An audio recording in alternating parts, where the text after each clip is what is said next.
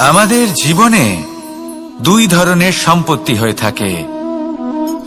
এক হলো ভৌতিক সম্পত্তি, কারণ মূলত আমাদের ব্যবহার দুই রকমের হয়ে থাকে। হয় আমরা ভালোবাসি বা আমরা সদ্ব্যবহার করি। আর সবথেকে বড় ভুল আমরা তখন করি যখন আমরা বুঝতেই পারি না যে ভালোবাসবো কাকে আর ব্যবহার করব কাকে। আমরা ভৌতিক সম্পত্তি ভালোবেসে ফেলি আর ব্যবহার করি জৈবিক সম্পত্তিকে, যেখানে এটা অনুচিত। জৈবিক সম্পত্তিকে ভালোবাসুন আর ভৌতিক সম্পত্তিকে ব্যবহার করুন। যেদিন আপনার মধ্যে এই বোধ জাগ্রত হবে যে কাকে ভালোবাসবেন আর কাকে ব্যবহার করবেন, সেই দিন আপনার জীবনে শুধুই শান্তি বিরাজমান হবে। আর তখন এই মন প্রসন্ন হয়ে বলবে, রাধা রাধা। কাল, আজ এবং কাল, আমাদের সমগ্র জীবন এই তিনটির আশেপাশেই ঘুরতে থাকে। আমরা সবসময় বিগত সময়ের বিষয়ে ভাবতে থাকি। অতীতে যদি আমাদের দ্বারা কোনো ভুল হয়, সেই বিষয়ে ভেবে ভেবে আমরা সবসময় অনুতাপ করতে থাকি। এটা উচিত নয়। দেখুন, অতীতের থেকে শিক্ষা লাভ করা অত্যন্ত আবশ্যক, কিন্তু সেই ভুল যাতে আবার না হয় সেই কাজটা কিন্তু আপনাকে বর্তমানেই করতে হবে, তাই না? অহংকার অত্যন্ত বলশালী হয়। এই অহংকার মানুষকে কখনো নত হতে দেয় না। অদ্ভুত ব্যাপার, এই অহংকার যা মানুষকে কখনো নত হতে দেয় না, সেটাই তার পতনের কারণও হয়ে দাঁড়ায়। যেখানে মানুষ এটা ভাবতে শুরু করে যে শুধুমাত্র সেই যোগ্য, সেখান থেকেই তার পতনের আরম্ভ, ঠিক কিনা? দেখুন, যদি কোনো মানুষ এটা ভাবে যে আমি এই সব কিছু করতে পারি, তাহলে তা হলো বিশ্বাস। কিন্তু যদি সে এটা ভাবতে থাকে যে শুধুমাত্র আমি এই কাজ করতে পারি, তাহলে তা হলো সেই ব্যক্তির অহংকার। আর এটা আপনাকে বিনাশের দিকে অবশ্যই নিয়ে যাবে। মনে রাখবেন, যখন আমি আর শুধুমাত্র এই দুই এক হয়ে যায়, সেখান থেকে আপনার পতনের সূত্রপাত হবেই। তাই আপনি কখনোই এই অহংকারের চক্রব্যূহে ফেঁসে যাবেন না।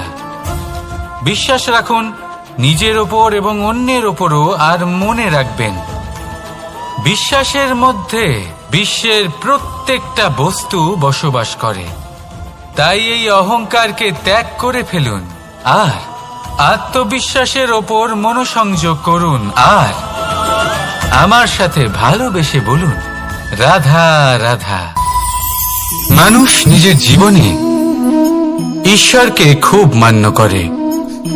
ওনার জন্য কি না করে, ভিন্ন ভিন্ন নামে তাকে স্মরণ করে, তাকে পুজো করে, তার আরাধনা করে।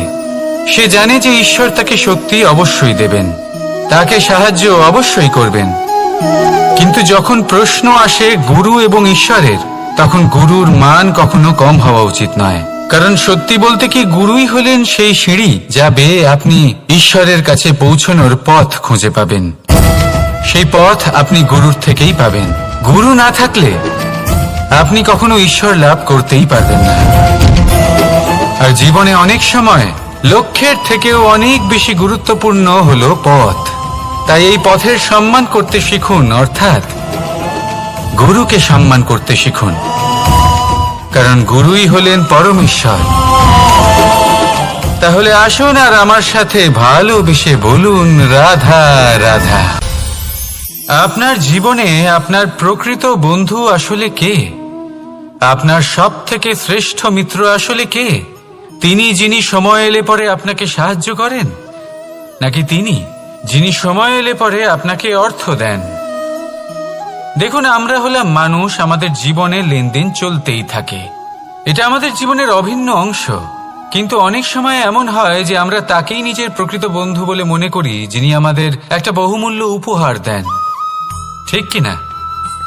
এবার আপনার জীবনে সেই বহুমূল্য উপহার কোনটা, ওই অমূল্য মিত্র আসলে কে, সেই সিদ্ধান্ত হলো আপনার। কিন্তু যদি আপনি আমাকে জিজ্ঞেস করেন, তাহলে আমার মতে স্বর্ণ, হিরে, মুক্ত, ধন এগুলো বহুমূল্য নয়। বহুমূল্য হলো সঙ্গ, যখন আপনি একা হয়ে যাবেন, সময়, যখন আপনার তাকে প্রয়োজন হবে, সমর্পণ। যখন আপনার বিশ্বাসের প্রয়োজন পড়বে, যে মানুষ আপনার প্রতি এই 3 গুণ প্রদর্শন করেন, যিনি আপনার কঠিন সময়ে আপনাকে অবশ্যই সঙ্গ দেবেন, যখন আপনার প্রয়োজন পড়বে আপনাকে অবশ্যই সময় দেবেন, আপনার প্রতি সম্পূর্ণ সমর্পিত থাকবেন, সেই হলো আপনার আসল মিত্র, সেই হলো আপনার প্রকৃত বন্ধু। কারণ সত্যি বললে, বন্ধুত্বের অর্থই হলো নিজেকে সম্পূর্ণরূপে কারোর কাছে সমর্পণ করে দেওয়া। তাই আপনার সেই বন্ধুর জন্য নিজের প্রাণ উজাড় করে দিন আর ভালোবেসে বলুন, রাধা রাধা। মানুষ জীবনে 3টে কাজ অবশ্যই করে থাকে, কিছু দান করে, কিছু গ্রহণ করে, আর কিছু ত্যাগ করে দেয়। এটাও ভাবতে থাকে যে এটা করলে কিভাবে করবে। দেবার জন্য পর্যাপ্ত ধন নেই, নেবার জন্য সংসারে অত স্নেহ নেই, আর ত্যাগ করার জন্য জীবনে এত সুখই নেই, তাহলে কিভাবে করবে? আসলে আমরা বস্তুগত চাহিদা অর্জনে এত ব্যস্ত হয়ে পড়ি যে আমরা বুঝতেই পারি না যে কি নেবার আছে, কি দেবার আছে, আর কি ত্যাগ করার আছে। তাহলে আজ আমি আপনাকে বলেই দিই, মনে রাখবেন এই 3টে গুরুত্বপূর্ণ গুণ, 3টে গুরুত্বপূর্ণ কথা। দেবার জন্য আছে দান, নেবার মতো আছে জ্ঞান, আর ত্যাগ করার মতো আছে অহংকার। যখন আপনি দান করতে শিখে যাবেন, জ্ঞান অর্জন করার শক্তি আপনা থেকেই আপনার মধ্যে চলে আসবে। আর যখন এই জ্ঞান আপনার মধ্যে প্রবেশ করবে, অহংকার আপনা থেকেই আপনার থেকে দূরে চলে যাবে। যে ব্যক্তি এই 3-এর মধ্যে ভারসাম্য বজায় রাখতে পারে, তার বর্তমান, ভূত, ভবিষ্যৎ, লোক, পরলোক সবকিছু শুধরে যায়। যেই দিন আপনি দান করতে শিখে যাবেন, জ্ঞান আহরণ করতে শিখে যাবেন, অভিমান ত্যাগ করতে শিখে যাবেন, আপনার সর্বশক্তিশালী, সর্বশক্তিমান পরমেশ্বরেরও প্রয়োজন পড়বে না। কারণ তখন ঈশ্বর আপনার মধ্যেই বাস করবেন। তাহলে আসুন আর আমার সাথে ভালোবেসে বলুন, রাধা রাধা। জীবনে অনেক সময় সমস্যা আমাদের চারদিক থেকে ঘিরে ফেলে। এই সমস্যা নানান ধরনের হতে পারে। আর্থিক সমস্যা হতে পারে, পারিবারিক সমস্যা হতে পারে, কোনো সম্পর্ক নিয়ে সমস্যা হতে পারে, কখনো কোনো দৈনিক সমস্যা হতে পারে, কখনো কোনো দ্বন্দ্ব হতে পারে, অনেক সমস্যা হতে পারে। কিন্তু যখনই কোনো সমস্যা আসে, আমাদের মনে তার জন্য একটা উত্তর অবশ্যই থেকে থাকে, যা আমাদের অন্তরে রয়েছে। একে আমরা বলি আত্মা। আত্মা হলো পরমাত্মারই রূপ, আর পরমাত্মা তা কখনোই কিছু অনুচিত চাইবে না, তাই তো? এই আত্মা খুব ভালো করে জানে যে কোনটা উচিত আর কোনটা অনুচিত। যদি আসল বিষয়ের কথা বলি, তাহলে আপনাকে নিজের মনকে বুঝতে হবে। কারণ আত্মা তো পরমাত্মা থেকেই আসে, কিন্তু এই মন মানুষ জন্ম থেকেই প্রাপ্ত করে, যার বিকাশ হয় এই সংসারকে দেখে।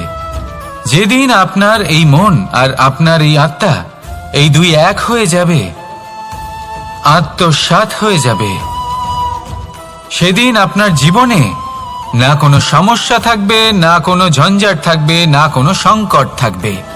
কারণ আপনার কাছে সেই সমস্ত সমস্যার, সমস্ত বিপদের সমাধান থাকবে, আর তাও আপনারই অন্তরে। তাহলে আসুন আর আমার সাথে ভালোবেসে বলুন, রাধা রাধা। ভক্তি আর শক্তি, এই দুইয়ের মধ্যে সম্পর্ক অত্যন্ত সরল। মানুষ ভক্তি করেন যাতে তিনি শক্তি লাভ করতে পারেন, আর শক্তি লাভ করার পরে ভক্তি ভাব ভুলে যান, আর শক্তির প্রতি আসক্তিতে মত্ত হয়ে যান, আর সেখান থেকেই তার বিনাশ শুরু হয়। কেন?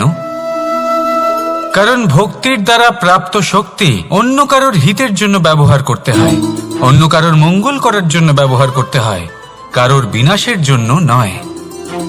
এবার যদি আমি আপনাদের একটা উদাহরণ দিয়ে বোঝাই, তাহলে কোদাল দিয়ে আমরা মাটি কোপাতে পারি।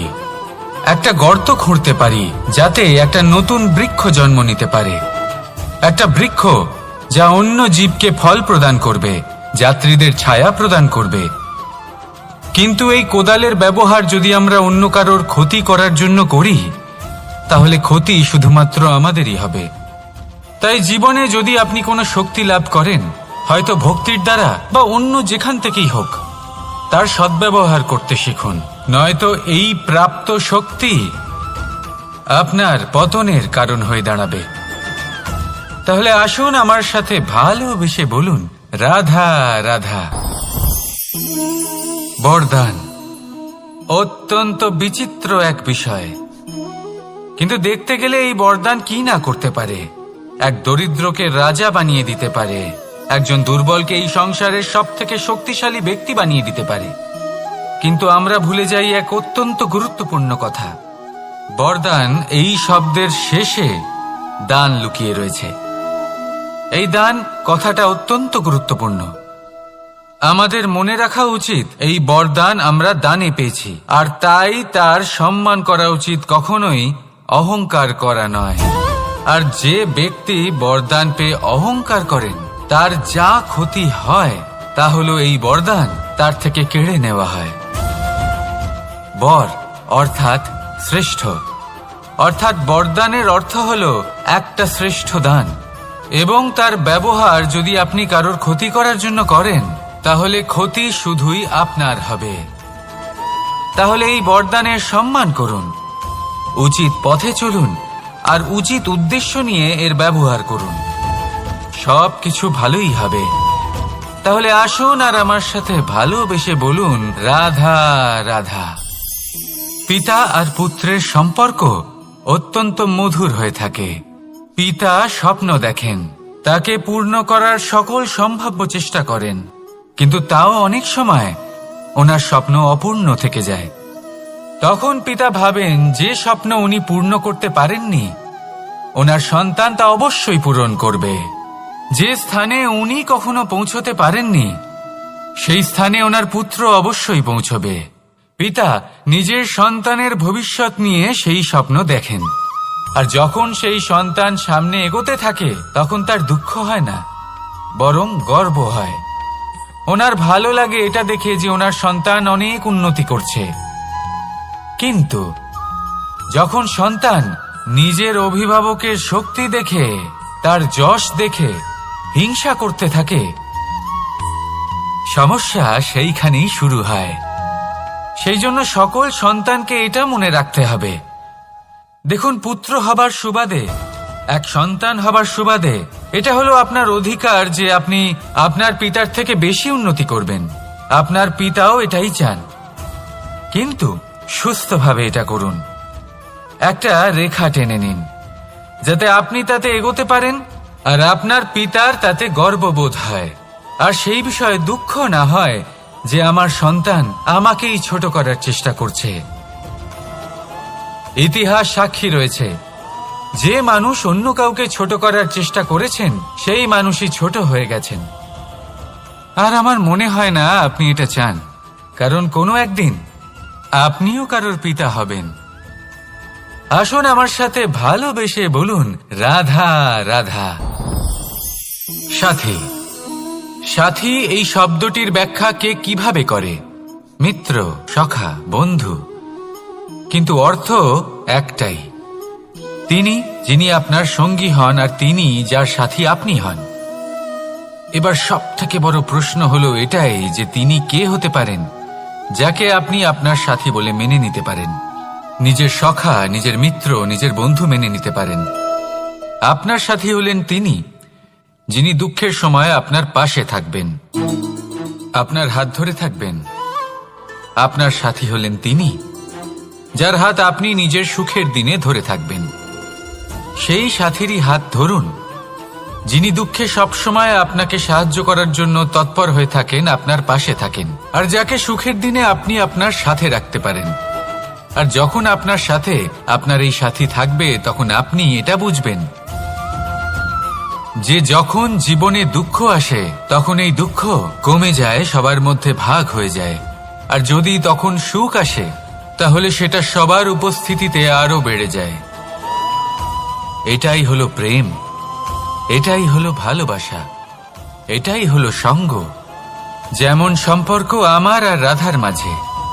তাহলে আসুন আর আমার সাথে ভালোবেসে বলুন, রাধা রাধা। আমাদের মনে যখন কোনো প্রশ্ন ওঠে, কোনো দ্বন্দ্ব জাগে, তখন আমরা যাই আমাদের গুরুর কাছে, আমাদের আরাধ্যের কাছে গিয়ে জিজ্ঞেস করি। এইভাবেই একদিন আমি পৌঁছলাম আমার আরাধ্যের কাছে, আমার মহাদেবের কাছে, আর ওনাকে প্রশ্ন করলাম যে মহাদেব, জীবনে আনন্দ পাওয়ার, উৎসব পালনের, প্রেম ভাগ করে নেবার, জীবনকে উপভোগ করে নেওয়ার সর্বশ্রেষ্ঠ সময় কোনটা? মহাদেব হাসলেন আর উনি বললেন, জীবনে উৎসব পালনের সবথেকে শ্রেষ্ঠ দিন হলো মৃত্যুর ঠিক আগের দিনটা। প্রেম ভাগ করে নেওয়ার সবথেকে শ্রেষ্ঠ মুহূর্ত হলো মৃত্যুর ঠিক আগের মুহূর্ত। জীবনকে উপভোগ করে নেওয়ার সর্বশ্রেষ্ঠ প্রহর হলো মৃত্যুর এক প্রহর পূর্বে। তখন আমি চমকে গেলাম। আমি বললাম, কিন্তু মহাদেব, মৃত্যু তো অনিশ্চিত, আমরা জানিও না কবে আমাদের মৃত্যু হবে। মহাদেব আবার হাসলেন। উনি বললেন যে যদি আমরা এভাবে জীবন কাটাই যে আমরা জীবনের প্রত্যেক দিন, প্রত্যেক মুহূর্ত, প্রত্যেক প্রহর শেষ বলে মনে করি, তাহলে আমাদের সমস্ত জীবন আনন্দের সাথেই অতিবাহিত হবে। কি বলেন? তাহলে আপনিও এই কথা মনে রাখুন আর আমার সাথে ভালোবেসে বলুন, রাধা রাধা। জীবনে অগ্রসর হওয়ার জন্য আমাদের কাকে প্রয়োজন হয়? মাতা পিতা, বন্ধু, প্রেম, সাহায্য, অর্থ, পরিশ্রম, আশা। ভিন্ন ভিন্ন মানুষ ভিন্ন ভিন্ন বিকল্প চয়ন করে। যদি আমি আপনাকে বলি, তাহলে জয় আর পরাজয়ের মন্ত্র দুটো শব্দের উপর নির্ভর করে, মেনে নেওয়া আর দৃঢ় হওয়া। যদি মেনে নেন তাহলে হেরে যাবেন, যদি দৃঢ় হন তাহলে নিশ্চিত রূপে জয়ী হবেন। যদি কখনো আপনি ক্লান্ত হয়ে ওঠেন, আপনি দুঃখী হন, পুরোপুরি ভেঙে পড়েছেন, তখন মেনে নেবেন না যে আপনি ভেঙে পড়েছেন, নয়তো হেরে যাবেন। তখন উল্টে স্থির করবেন যে যাই হয়ে যাক না কেন, আমি জয়ী হবই। আর আপনি দেখবেন যে জয় নিশ্চিত রূপে আপনার কাছেই আসবে। তাহলে এই কথা মনে রাখবেন আর আমার সাথে ভালোবেসে বলবেন, রাধা রাধা। সময়, জীবন, কাল। দেখতে গেলে এই তিনটি শব্দ একটি শব্দেরই সমার্থক শব্দ মনে হয়, কিন্তু এই শব্দগুলির অর্থ কি সমান? কখনোই নয়। হ্যাঁ, এই সময় চলতে থাকে, জীবন চলতে থাকে, কালচক্র চলতে থাকে। এই সময় কেটে যায়, কিন্তু এই জীবন, একে যাপন করতে হয়। কি বলেন? এই জীবনে কিছু করুন বা কিছু না করুন, জীবন এমনি কেটে যাবে, আপনি জানতেও পারবেন না। কিন্তু সেটা আমাদের উদ্দেশ্য নয়, একে যাপন করতে হবে। এই জীবনে প্রেরণা পেতে শিখুন, প্রেরণা দিতে শিখুন, আহ্বান গ্রহণ করতে শিখুন, আহ্বান জানাতে শিখুন, মহান কাজ করতে শিখুন, ধন্যাত্মক বোধ জাগিয়ে তুলুন। জীবন অতিবাহিত করার অর্থ কি তা আপনি শিখে যাবেন। কারণ সময় কেটে যায়, সমস্ত যুগ কেটে যায়, কিন্তু জীবনের রীতি জীবন কাটিয়ে দেওয়া নয়, জীবন যাপন করা। এই জীবন সম্পূর্ণরূপে অনুভব করতে হবে, নতুন পথ বানাতে হবে। এবারে যদি এই জীবন বাঁচার সময় একবার ভেবে দেখুন, যদি মনে প্রেম থাকে, সদ্ভাবনা থাকে, তাহলে কি হবে? এই জীবনকে বাঁচার অনুভূতিটাই অন্যরকম হয়ে যাবে, একটা আনন্দময় অনুভূতি লাভ করবেন। তাহলে এটাই করুন আর আমার সাথে ভালোবেসে বলুন, রাধা রাধা।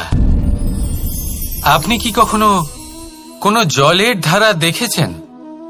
তার সামনে যতই মাটি থাকুক না কেন, যতই কাদা থাকুক না কেন, যখন এই জলের ধারা বইতে আরম্ভ করে দেয়, এরকম জলের মতো হয়ে উঠুন। যদি হয়ে উঠতে পারেন, তাহলে নিজের মনের, নিজের ভাবনার, নিজের জীবনের যত অনাবশ্যক তত্ত্ব আছে, অনুপযোগী অংশ রয়েছে, অর্থাৎ অপরিষ্কার অংশ রয়েছে, তা নিজে থেকেই নির্মল হয়ে উঠবে। আর যেরকম জলের ধারা কখনো থেমে থাকে না, সব সময় বয়ে চলে, সেইভাবে আপনিও কখনোই থামবেন না। সবসময় বয়ে চলুন, এগোতে থাকুন। পথে যদি অনেক বিপদ আসে, সমস্যা আসে, থামবেন না, তার উপর নিরন্তর প্রহার করুন, নিরন্তর প্রয়াস করুন আর অগ্রসর হন। আপনি ভেবে দেখুন, এই জলের ধারা কখনো থেমে থাকে না, সবসময় বয়ে চলে, বিপদের সম্মুখীন হয়ে তাকে সাথে বয়ে নিয়ে চলে। সেই জন্য জলের ধারা, প্রবাহমান এই ধারা, এর থেকে কখনো দুর্গন্ধ আসে না, এতে কখনো ময়লা জমতে পারে না, বরং পালিত হয় সুন্দর প্রাণবন্ত জীবজন্তু, যেমন সুন্দর ছোট মাছ। তাই আপনিও এটাই করুন, কখনো থামবেন না, শুধু চলতে থাকুন, জলের ধারার মতো বইতে থাকুন। আপনি আপনার লক্ষ্য অবশ্যই খুঁজে পাবেন, আর তার সাথে নিজের অন্তরের যে মালিন্য রয়েছে, তা আপনি নিজেই নিজের থেকে দূরে করে দেবেন। তাহলে আসুন আর আমার সাথে ভালোবেসে বলুন, রাধা রাধা। এবার অনেক সময় মানুষের মনে এরকম প্রশ্ন আসে যে এই সংসারে সবথেকে বড় বিপদ কি? কেউ বলে ধর্ম সংকট, আবার কেউ বলে প্রাণের উপর আসা সংকট। প্রত্যেক মানুষের জীবনে বিভিন্ন সংকট আসে, আর এই সমস্ত সংকট অত্যন্ত বিচিত্র হতে পারে। এই সমস্ত সংসার হলো সংকট দ্বারা পরিপূর্ণ। ঠিক আছে, আপনাকে একটা উদাহরণ দিই। একজন ধনী ব্যক্তি, এবার ওনার জীবনে সংকট কি হতে পারে? সংকট এটাই যে কেউ তার সম্পত্তি চুরি না করে নেয়, আমরা বুঝতে পারছি। এবার একজন চোর, তার জীবনে সংকট কি হতে পারে? যে চুরি করার সময় সে যদি তার একটা কাশি চাপতে না পারে, তাহলে সে ধরা পড়ে যেতে পারে, ঠিক কিনা? আবার অনেক সময় এমনও হয় যে যার জন্য আমি সংকট, সেও আমার কাছে সংকট। যেমন এই পরিস্থিতিতে দেখুন, সংকট হলো সংকট, এ তো জীবনে থাকবে, কিন্তু এর সম্মুখীন কিভাবে হওয়া যায়? খুব সরল, সব এটার ওপর নির্ভর করে, মনের ওপর। এই মনকে নিয়ন্ত্রণ করলে সব ঠিক থাকবে। এবার যদি ধনী ব্যক্তি মনকে নিয়ন্ত্রণ করে ফেলেন, নিজের অর্থের ব্যবহার শুভ কাজের জন্য, সমাজের সেবার জন্য বিকাশ করতে করেন, ওই অর্থকে একত্রিত করে না রাখেন, তাহলে চুরির সমস্যা, এই সংকট সেখানেই কেটে যাবে। এবার যদি কথা বলি সেই চোরের, তাহলে চোর যদি নিজের মনকে সংযত করে নেয়, যদি নিজের কর্মকে নিয়ন্ত্রণ করতে পারে, তাহলে এমন কোনো স্বর নেই যা ওকে ধরা পড়তে বাধ্য করবে। সেই জন্য জীবনে সংকট যতই আসুক, যত বড়ই সংকট আসুক না কেন, কবচ হলো একটাই, আর এই কবচের নাম হলো আত্মনিয়ন্ত্রণ। নিজের মনকে নিয়ন্ত্রণে রাখতে শিখুন। এটা নিজের জীবনে প্রয়োগ করে তো দেখুন। যদি আপনি করতে পারেন, তবে আপনি দেখবেন যে সংকট তো জীবনে আসা যাওয়া করে, কিন্তু সেই সংকটগুলির সম্মুখীন আপনি এইভাবে করতে পারবেন। তাহলে সেটাই করুন, আর আমার সাথে ভালোবেসে বলুন, রাধা রাধা।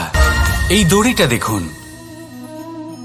ছোট ছোট রেশম দ্বারা তৈরি, এটা সরু সুতো দ্বারা তৈরি হয়েছে এটা, আর এ অত্যন্ত কোমলও বটে। আর আপনি চাইলে এটা সোজাও করে দিতে পারেন, আর চাইলে এটা বেঁকিয়েও দিতে পারেন, আর যদি চান তাহলে এটা গোল গোল করে বেঁধে কোথাও রেখেও দিতে পারেন। এবার এই কোমল দড়ি যদি কোনো নিষ্ঠুর কঠিন পাথরে বারংবার জড়িয়ে দেওয়া হয়, তাহলেও তাকেও কাটতে পারে, নিজের ছাপ ছেড়ে যেতে পারে, সেটার আকারও বদলে ফেলতে পারে। এবার এর কারণ কি? এর কারণ হলো অভ্যাস আর নিরন্তর প্রচেষ্টা। যদি আপনিও চেষ্টা করেন আর নিরন্তর কর্ম করে যান, তাহলে আপনার প্রারব্ধ পাথরের মতো কঠিনই হোক না কেন, তাতে ভাঙন ধরিয়েও আপনি নিজের লক্ষ্যে অবশ্যই পৌঁছতে পারবেন। একটা গুরুত্বপূর্ণ কথা মনে রাখবেন, সুকর্মের অভ্যাস আর নিরন্তর প্রয়াস, এই হলো সাফল্যের মন্ত্র। তাহলে জীবনে এই মন্ত্র আনুন আর আমার সাথে ভালোবেসে বলুন, রাধা রাধা। বসন্ত ঋতু, এই সময় মন আনন্দে ভরে থাকে। এমন মনে হয় যেন আমরা আকাশে বিচরণ করতে চলে যাই, কিন্তু সেটা তো সম্ভব নয়। সেই জন্য হয়তো আমরা ঘুড়ি ওড়াই, এই ঘুড়িকে নিজেদের প্রতিরূপ মনে করে। এবার অনেক মানুষ আছেন যারা ঘুড়ি ওড়ান, কিন্তু এই কর্মের সারমর্ম কি সেটা কজন বুঝতে পারেন? আপনি এটা মনে করুন যে আপনি হলেন সেই ঘুড়ি, আর এই সুতো যিনি ধরে রয়েছেন তিনি হলেন পরমাত্মা। আর এই সুতো যেখান থেকে শুরু হয় সেই লাটাই হলো আমাদের কর্মচক্র। এবার আপনি নিজেই অনুমান করুন যে এই উড়ান কার ওপর নির্ভরশীল, পরমাত্মার ওপর আর আপনার কর্মের ওপর। যদি পরমাত্মা আপনার হাত ধরে থাকেন, আপনার সাথে থাকেন, যদি আপনি শুভ কর্ম করতে থাকেন, আপনি এই আকাশে উড়তে থাকবেন। কিন্তু কোথাও যদি পরমাত্মার সাথে এই বন্ধন ছিন্ন হয়, আপনার কর্মচক্র খারাপ হয়ে যায় বা থেমে যায়, তাহলে আপনার এই ঘুড়ি কেটে যাবে আর দূরে কোনো গাছের ডালে গিয়ে আটকে যাবে। তাই শুধুমাত্র ঘুড়ি ওড়াবেন না, তার থেকে শিখুন, পরমাত্মার সাহচর্যে থাকুন, সবসময় শুভ কর্ম করতে থাকুন আর সবসময় এই আকাশে উড়তে থাকুন। আসুন আর আমার সাথে ভালোবেসে বলুন, রাধা। আমাদের জীবনে দুই ধরনের সম্পত্তি হয়ে থাকে, এক হলো ভৌতিক সম্পত্তি, এক হলো জৈবিক সম্পত্তি। অর্থ, সম্পদ, সুবিধে, খাদ্য, এই সব ভৌতিক সম্পত্তির মধ্যে পড়ে। ব্যক্তি, মিত্র, পরিবার, আমাদের আপনজন, আত্মীয় স্বজন সব জৈবিক শ্রেণীতে পড়ে। আর প্রত্যেক মানুষের পক্ষে এই বিভাজন বোঝা অত্যন্ত আবশ্যক, কারণ মূলত আমাদের ব্যবহার দুই রকমের হয়ে থাকে। হয় আমরা ভালোবাসি বা আমরা সদ্ব্যবহার করি। আর সবথেকে বড় ভুল আমরা তখন করি যখন আমরা বুঝতেই পারি না যে ভালোবাসবো কাকে আর ব্যবহার করব কাকে। আমরা ভৌতিক সম্পত্তি ভালোবেসে ফেলি আর ব্যবহার করি জৈবিক সম্পত্তিকে, যেখানে এটা অনুচিত। জৈবিক সম্পত্তিকে ভালোবাসুন আর ভৌতিক সম্পত্তিকে ব্যবহার করুন। যেদিন আপনার মধ্যে এই বোধ জাগ্রত হবে যে কাকে ভালোবাসবেন আর কাকে ব্যবহার করবেন, সেই দিন আপনার জীবনে শুধুই শান্তি বিরাজমান হবে। আর তখন এই মন প্রসন্ন হয়ে বলবে, রাধা রাধা। কাল, আজ এবং কাল, আমাদের সমগ্র জীবন এই তিনটির আশেপাশেই ঘুরতে থাকে। আমরা সবসময় বিগত সময়ের বিষয়ে ভাবতে থাকি। অতীতে যদি আমাদের দ্বারা কোনো ভুল হয়, সেই বিষয়ে ভেবে ভেবে আমরা সবসময় অনুতাপ করতে থাকি। এটা উচিত নয়। দেখুন, অতীতের থেকে শিক্ষা লাভ করা অত্যন্ত আবশ্যক, কিন্তু সেই ভুল যাতে আবার না হয় সেই কাজটা কিন্তু আপনাকে বর্তমানেই করতে হবে, তাই না? দ্বিতীয় কথা, আমরা সবসময় ভাবি আগামী দিনের বিষয়ে, ভবিষ্যতের বিষয়ে। আমরা ভাবি যে কাল করে নেব, আজ এই কাজ করতে পারছি না, কোনো ব্যাপার নয়, কাল করে নেব। আজ কাজটা শুরু করতেই পারলাম না, কোনো ব্যাপার নয়, কাল করে নেব। আজকের দিনটাই ভালো ছিল না, কোনো ব্যাপার নয়, সেটা কাল করে নেব। ব্যাপারটা বুঝুন, আপনি নিজের সময় নষ্ট করছেন। দেখুন, এই যে কাল, তা কখনোই আপনার হাতে আসবে না। তাই যে কাজ করতে চান সেটা আজকেই করুন, অন্তত শুরুটা করুন। কারণ এই আগামী সময় তা সবসময় আপনার থেকে এক কদম আগে থাকবে, একদিন এগিয়ে থাকবে। জানেন কেন? কারণ এই কাল আপনার জন্য অপেক্ষা করবে না, সেই জন্য আপনিও এর জন্য অপেক্ষা করবেন না। যা করার তা আজকেই শুরু করুন। কারণ যে বর্তমানে নিজের ভিত স্থাপন করেন না, ভবিষ্যৎকালে তার সুন্দর শক্তিশালী ভবন কখনো নির্মাণই হয় না। আসুন আর আমার সাথে ভালোবেসে বলুন, রাধা রাধা। আপনার কি মনে আছে যে আপনি শেষবার কবে পরাজিত হয়েছেন? নায়ক এটাই আপনাকে শেখায় যে কি করা উচিত, কি করা উচিত নয়। এই প্রকৃতি আমাদের কি শেখাতে চাইছে তা বুঝুন। এমন কি কোনো দিন আছে যার শেষে রাত আসে না? এমন কি কোনো নদী আছে যা শুকিয়ে যায় না? এমন কি কোনো বৃক্ষ আছে যার পাতা ঝরে না? এমনই তো হয়। কিন্তু যদি সূর্য পরাজয় স্বীকার করে, তাহলে রাতের পরে কখনোই দিন আসবে না। যদি নদী হার মেনে নেয়, তাহলে সে আবার বর্ষা ঘটাতে কখনোই সাহায্য করতে পারবে না। যদি বৃক্ষ হার মেনে নেয়, তাহলে সে বসন্ত ঋতুতে না নতুন পাতার জন্ম দিতে পারবে, আর না গ্রীষ্মকালে ছায়া প্রদান করতে পারবে। যদি এরা সবাই হার মেনে নেয়, তাহলে ধরিত্রী তৃষ্ণার্ত থাকবে।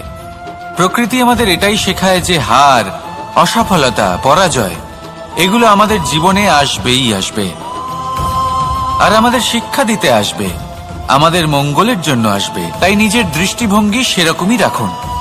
তাই ধনাত্মক দৃষ্টিভঙ্গি দিয়ে দেখুন, নিজের হার, নিজের পরাজয় থেকে শিক্ষা নিয়ে অগ্রসর হতে থাকুন। নিশ্চিত রূপে আপনি জয়ী হবেন। আর যখন জয়ী হবেন, তখন মন প্রসন্ন হয়ে বলবে, রাধা রাধা। কথায় আছে এই জীবন একটা যুদ্ধ, একটা লড়াই। নিজের অস্তিত্বের জন্য, নিজের মূল্যের জন্য, যা আমরা পেতে চাইছি তার জন্য। এই যুদ্ধে জয়লাভ কে করে? এই যুদ্ধে জয়ী হয় এক যোদ্ধা। এবার বেশিরভাগ সময় আমরা যুদ্ধে অংশগ্রহণ করি না। নিজেকে বুঝিয়ে দিই যে আমরা তো যোদ্ধা নই। কিন্তু বিষয়টা তা নয়। একটা অত্যন্ত গুরুত্বপূর্ণ কথা আপনাকে মনে রাখতে হবে। কোন যোদ্ধা জন্ম থেকে যোদ্ধা হন না। তিনি চয়ন করেন যে তিনি যোদ্ধা হবেন কিনা। তিনি তখনই একজন যোদ্ধা হয়ে ওঠেন যখন তিনি পিছু হটবেন না বলে দৃঢ় প্রতিজ্ঞ হন। যদি ওনার সামনে অন্যায় হয়, তার বিরোধিতা করার জন্য দৃঢ় প্রতিজ্ঞ হন, তবেই তিনি যোদ্ধা হয়ে ওঠেন। কেউ জন্ম থেকেই যোদ্ধা হয়ে এই পৃথিবীতে আসেন না। আপনি কি হতে চান? সেই দর্শক হতে চান যারা যুদ্ধভূমিতে বসে থেকে অন্য কারোর জয় উচ্ছ্বাস প্রকাশ করেন, নাকি সেই যোদ্ধা হতে চান যিনি নিজের শৌর্য দিয়ে, বীরত্ব দিয়ে নিজের পরাক্রম প্রদর্শন করেন, আর যার প্রশংসা যুগ যুগ ধরে হয়ে চলে? আপনি কি হতে চান সেই সিদ্ধান্ত আপনারই। আসুন আর আমার সাথে ভালোবেসে বলুন, রাধা। অহংকার অত্যন্ত বলশালী হয়। এই অহংকার মানুষকে কখনো নত হতে দেয় না। অদ্ভুত ব্যাপার, এই অহংকার যা মানুষকে কখনো নত হতে দেয় না, সেটাই তার পতনের কারণও হয়ে দাঁড়ায়। যেখানে মানুষ এটা ভাবতে শুরু করে যে শুধুমাত্র সেই যোগ্য, সেখান থেকেই তার পতনের আরম্ভ। ঠিক কিনা? দেখুন, যদি কোনো মানুষ এটা ভাবে যে আমি এই সব কিছু করতে পারি, তাহলে তা হলো বিশ্বাস। কিন্তু যদি সে এটা ভাবতে থাকে যে শুধুমাত্র আমি এই কাজ করতে পারি, তাহলে তা হলো সেই ব্যক্তির অহংকার। আর এটা আপনাকে বিনাশের দিকে অবশ্যই নিয়ে যাবে। মনে রাখবেন, যখন আমি আর শুধুমাত্র এই দুই এক হয়ে যায়, সেখান থেকে আপনার পতনের সূত্রপাত হবেই। তাই আপনি কখনোই এই অহংকারের চক্রব্যূহে ফেঁসে যাবেন না। বিশ্বাস রাখুন নিজের ওপর এবং অন্যের ওপরও। আর মনে রাখবেন, বিশ্বাসের মধ্যে বিশ্বের প্রত্যেকটা বস্তু বসবাস করে। তাই এই অহংকারকে ত্যাগ করে ফেলুন আর আত্মবিশ্বাসের ওপর মনোসংযোগ করুন। আর আমার সাথে ভালোবেসে বলুন, রাধা রাধা।